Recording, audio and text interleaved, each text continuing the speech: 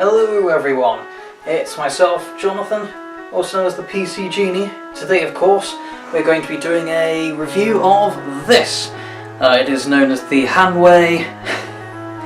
oh dear, they could have picked a better name, couldn't they? The Hanwei Practical Bastard sword. And quite simply, it's of course their sort of two-handed sword design.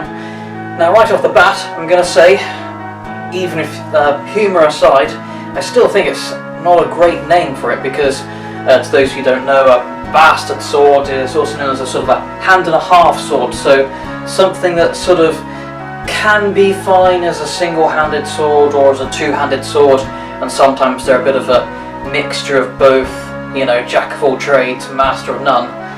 They're not quite specialist enough to be a single-handed sword or good enough to be a two-handed sword, which actually isn't really the case with this. I mean, it's not impossible to use this as a single-handed sword. As you can see, I can move it around and cut with it, but believe me, it's quite strenuous, and unless I'm quite strong and nimble, it's just too much strain to keep on using this single-handed. As you can see, it's got, I mean, you can compare this, I've got a full adult male hand, got a quite large pommel and very broad blade. It's got a fair bit of thickness because, as per usual on the Practical range by Hanwei, it's got a safety edge which makes it suitable for reenactment, and of course a suitably rounded tip as well. So despite the fact that it has got fullering that makes it thinner in the centre for greater wideness, but yet not having extra weight added on, it is still quite a heavy weapon. So again, it'd be alright as a two-handed sword, actually. Even for a two-handed sword, it goes into the heavier end, but not, you know, anything horrible. But like I say, because of that fact, it makes it completely unsuitable for the whole bastard purpose of being two-handed or one-handed. This is clearly a dedicated two-handed sword. It's something that you'd need to use with the proper leverage of both hands, and ideally have them wide apart, so not just like you might see in computer games, hands basically touching each other. You really do need to have basically your second hand either below this rib here, or ideally actually around the pommel, so you can have that maximum leverage and force so it can remain agile and quick in a two-handed grip, which obviously is impossible with one hand. It'd just be too slow and too clunky. Besides that, the flexibility is great on it. I mean, as you can see, I can do this.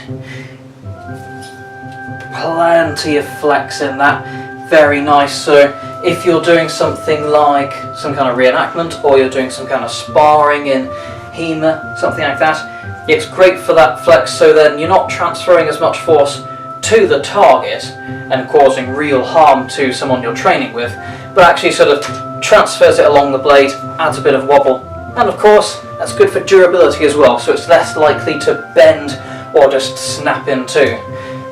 And I mean, I don't know if you can see, I'll try to get a close show here, but I have already used this a bit, and you should see a few dings along it, so I've put it through its paces and a bit of abusing, and it has certainly held up.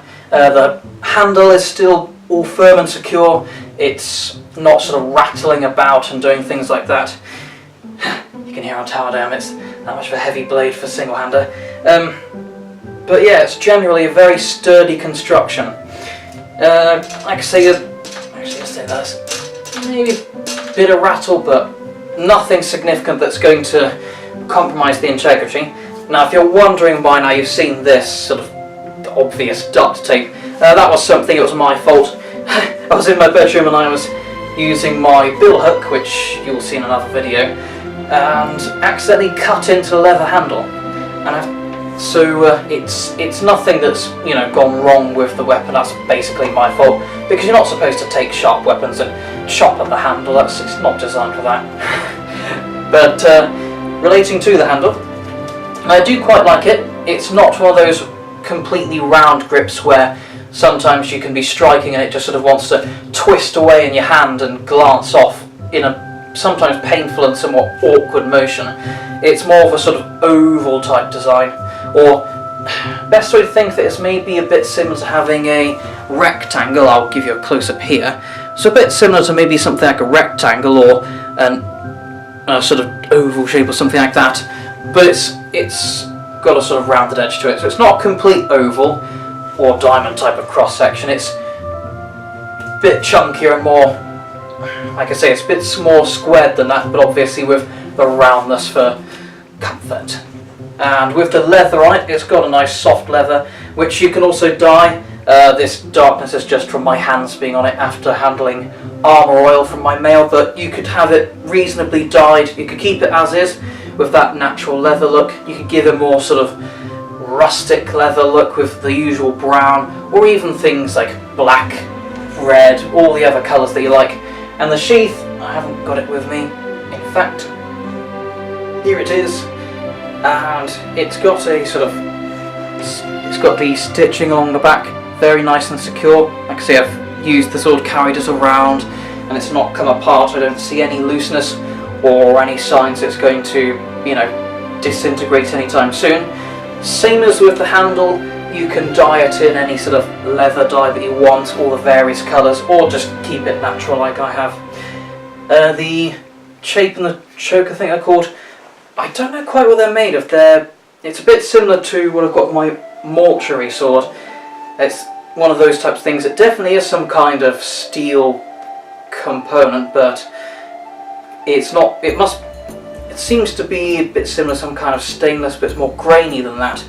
So I don't know, I'll be honest, but it's certainly rust resistant, and it hasn't corroded despite me handling it multiple times and smudging my finger grease on it. It still remained perfectly shiny. And the sword fits nice and securely in it. Of course you have to worry about the flop, but same with any sheath. And ready for storage.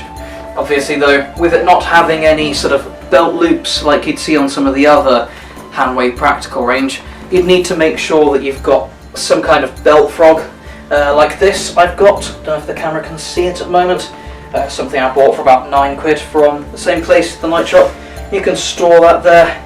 Admittedly, you're going to have quite the sword trailing behind you that could accidentally trip someone over or something, but I mean, you can still carry it and then have it ready for use. So yeah, overall, I'm quite happy with the sheath, no complaints. It's a nice secure grip, it's perfectly comfortable and quite durable as well. So yeah, overall, I'd say this certainly isn't the best two-handed sword. The best way to compare it is, I don't have any other two-handed swords. This is the only one I own, but I have handled multiple before.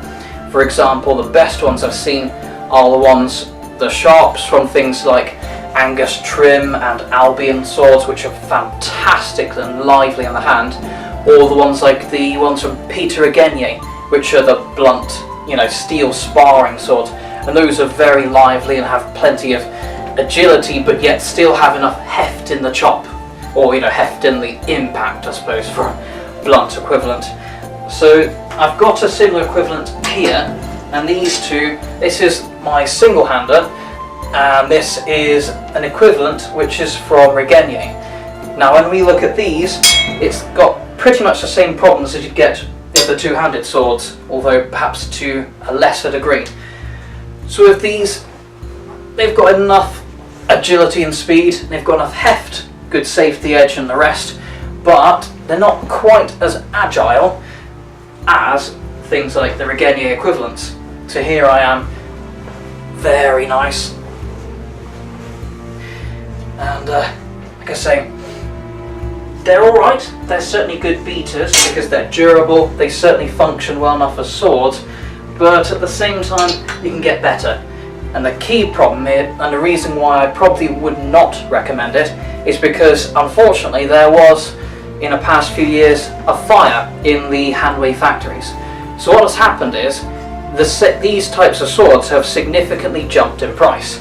So although previously they weren't that expensive and they were, like I say, good beaters, the fact of the matter is, now that their prices have jumped up, they're not really good value for money anymore, because it's only a very short jump between these, which are alright, sort of lower quality beat about types of, you know, smashing sticks and things like this, your proper Genie equivalents, which haven't significantly jumped, they've pretty much only increased in line with the usual inflation, and yet their quality remains the same excellent quality.